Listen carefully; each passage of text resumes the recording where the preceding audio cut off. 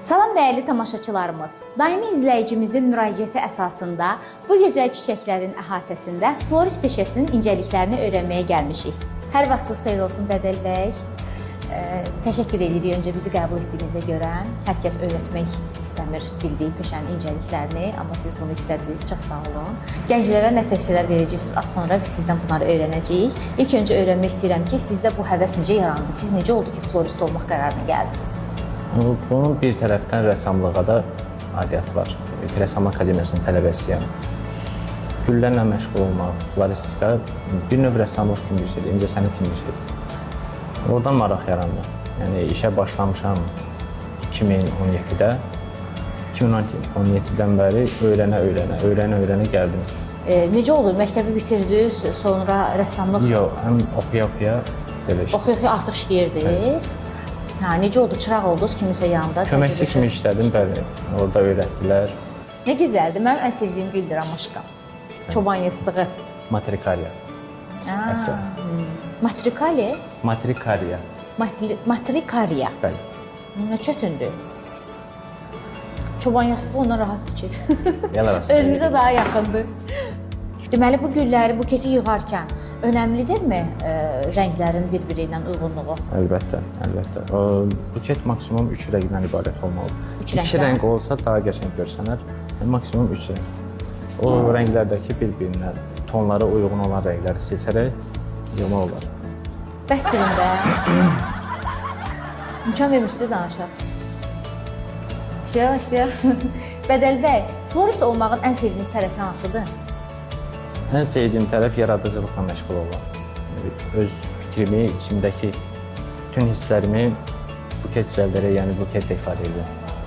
Əsəbinizsə tökürsünüz bu güllərin üstünə, yoxsa naburub gülləri yığa-yığa əsəbi sakitləşir? Əksinə, sakitləşir insan. Yaxşı sahədir. Onda əsəbi insanlar seçə bilərlər bu sahəni. Əlbəttə, nə olur? Bədəl bəy, güllərə hər hansı bir xəstəlik düşür? Olur ki, gülləri bəli, istidən ola bilər məsəl üçün.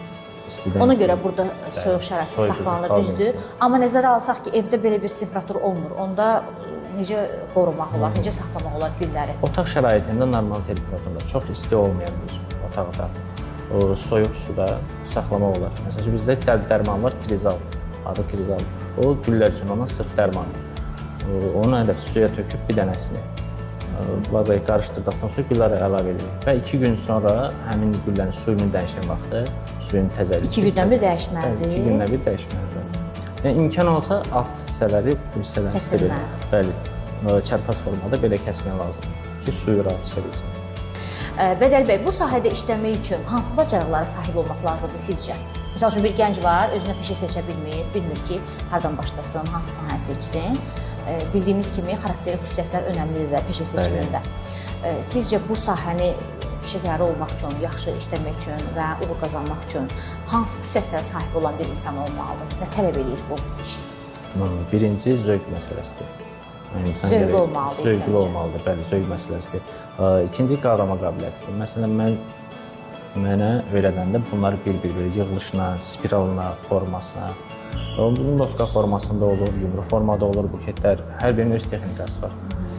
Onları qavrama qabiliyyəti yaxşı olmalıdır. Bir də yığılan gülləri, buketləri məsələn, zövqlü yığılanda yəni daha effektiv olacaq. Florist sahəsində hansısa bir çətinliklərlə qarşılaşırsınız və qarşılaşdığınız halda bunu necə dəf edirsiniz? Çətinliklər çox olur. Birinci eləmədə müştəri ilə münasibətdə çətinlik var. Əsas məsələ müştəri ilə münasibətdə. Müştərinin nə istəyi barədə dəqiq məlumat ala bilməkdir.